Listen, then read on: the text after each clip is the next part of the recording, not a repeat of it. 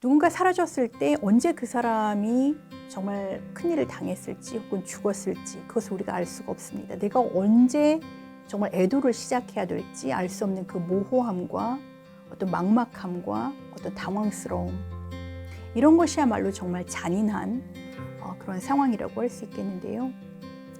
저는 이 시를 보면서 너무나 먹먹하고 충격을 받았습니다. 어떻게 이렇게 시를 쓸 수 있을까 하는 놀라움도 있었고요.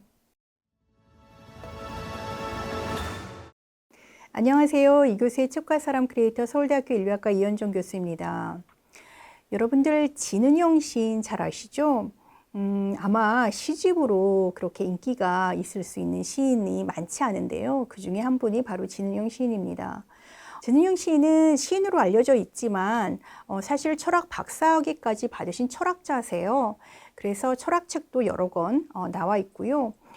그래서인지 몰라도 시를 읽어도 어떤 고통과 치유의 문제, 그리고 사랑과 또 저항의 문제가 어떤 철학적인 깊이라고 해야 될까요? 이런 어떤 지적인 고민 속에서 좀 이야기가 되는 그런 느낌을 받습니다.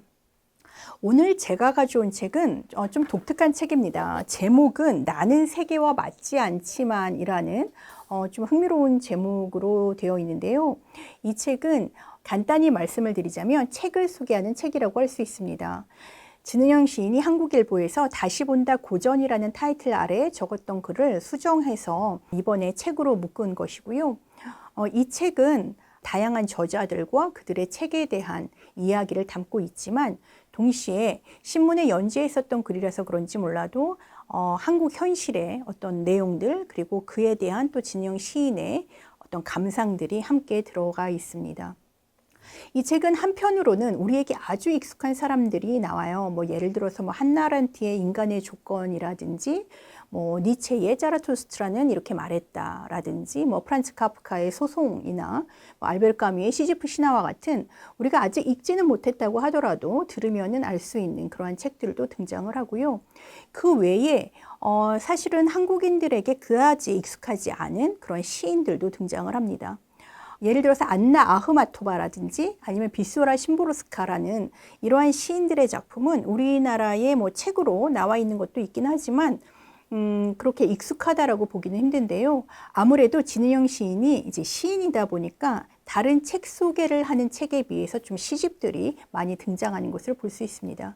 그래서 시에 대해서 관심이 좀 있으신 분들은 이 책을 읽어보시면 더욱더 흥미를 느끼실 수 있을 것 같아요. 이 책의 흥미로운 점 중에 한 가지는 책의 글과 글이 약간 꼬리에 꼬리를 물듯이 이어진다는 점입니다.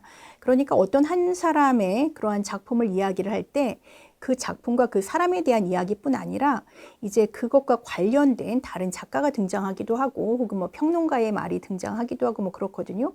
근데 이제 그 안에 들어있었던 다른 작가의 이야기가 그 다음 장에 그 사람의 작품과 함께 또 소개가 된다든지 이런 식으로 좀 연결이 되어 있다는 그런 느낌을 받았습니다. 먼저 이 책에 들어있는 많은 그러한 글들 중에서 진은영 시인이 정말 철학자다라는 것을 아주 분명하게 보여주는 글을 하나 소개하려고 합니다. 바로 마르틴 하이데거의 존재와 시간을 소개한 부분인데요. 우리가 이 책에 대해서 들어본 적은 꽤 있지만 감히 어떻게 이 책을 읽어보지? 그리고 두께도 만만치 않고 또 그것을 해석한다는 것은 보통 사람들이 할 수 있는 일은 아니라고 보이거든요. 그런데 이 1927년에 나온 존재와 시간, 이 책에 대해서 이제 진은영 시인이 소개를 하면서 존재와 시간을 이렇게 정말 쉽고도 따뜻한 표현으로 간명하게 설명할 수가 있구나 하는 점에 좀 놀라움을 느꼈습니다.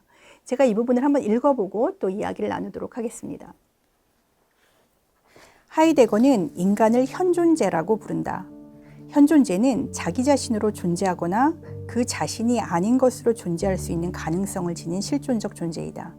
이 존재는 더불어 살아가는 삶 속에서 세인의 통치에 놓이게 되고 자신의 본래적 가능성을 상실하게 된다. 현존재는 자신의 본래적 가능성을 왜 그토록 쉽게 내려놓을까?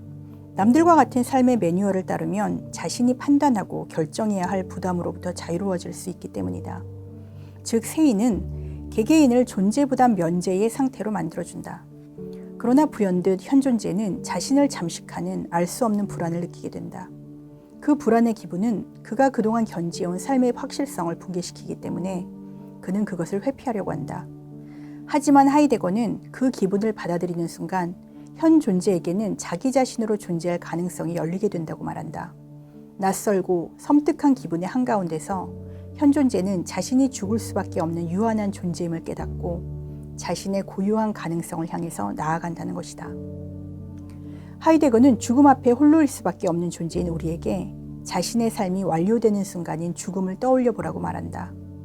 그 순간으로 미리 달려가서 우리가 유한한 존재임을 실감하게 될 때 누구의 시선도 의식하지 않고 내가 진실로 원하는 삶을 향해 자신을 내던질 수 있다는 것이다.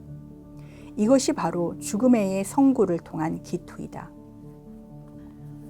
네, 하이데거의 존재와 시간은 그야말로 철학사에 있어서 획기적인 사건이라고 할 수 있는 그러한 작품입니다. 서양 철학사에서는 존재란 무엇인가 이 질문이 어떤 핵심적인 질문으로 쭉 내려왔었는데요. 하이데거는 이전에 그 철학자들이 했었던 이야기들이 모두 제대로 된 것이 아니라고 반박을 하게 되죠.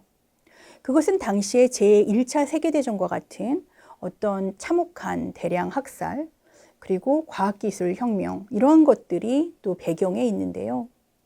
그래서 하이데거는 그런 이야기를 합니다. 우리가 어떤 불안 속에 있다는 것, 이 불안을 피하기 위해서 인간은 어떤 두려움을 만들어낸다. 이 얘기는 무슨 얘기냐면요.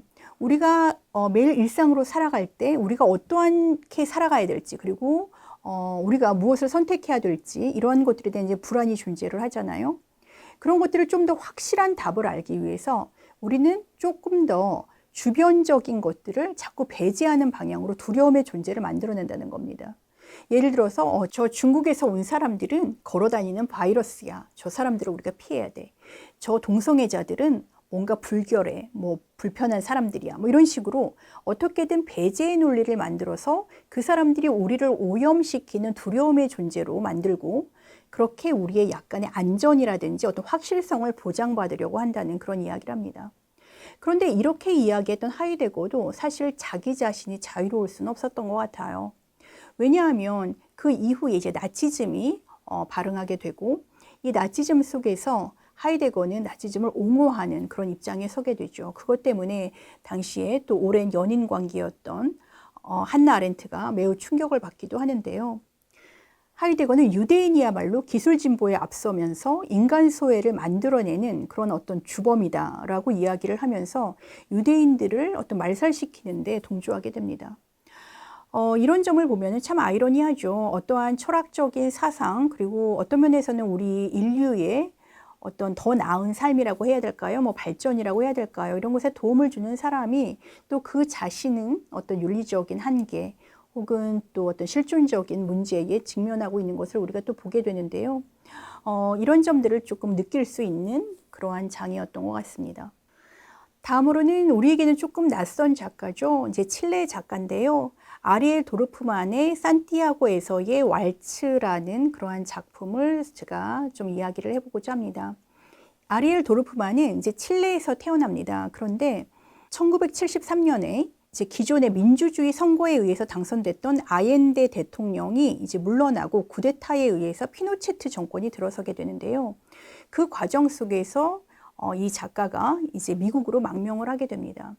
그렇지만 도르프만은 끊임없이 어떤 칠레에 대한 관심을 가졌고 피노체트 정권이 이제 정권을 잡은 뒤에 수천만 명을 이제 잡아 가둬들이고 그리고 또 엄청난 수의 사람들을 뭐 암매장하는 그러한 잔혹한 일들을 벌이게 되는데요. 그러한 장면들을 목도하면서 도르프만은 이제 칠레의 잔혹한 그러한 현실에 대해서 이제 쓰는 그런 작가가 됩니다. 이 작가가 쓴 작품들은 사실 소설이 많이 있고요. 그리고 희곡으로도 유명한 것이 있습니다. 뭐 죽음과 소녀 같은 희곡은 한국에서도 상연되는 것을 우리가 볼 수 있고요. 그런데 진은영 시인의 책에서는 이 도르프만의 시가 소개되어 있습니다. 이 시의 제목은 희망인데요.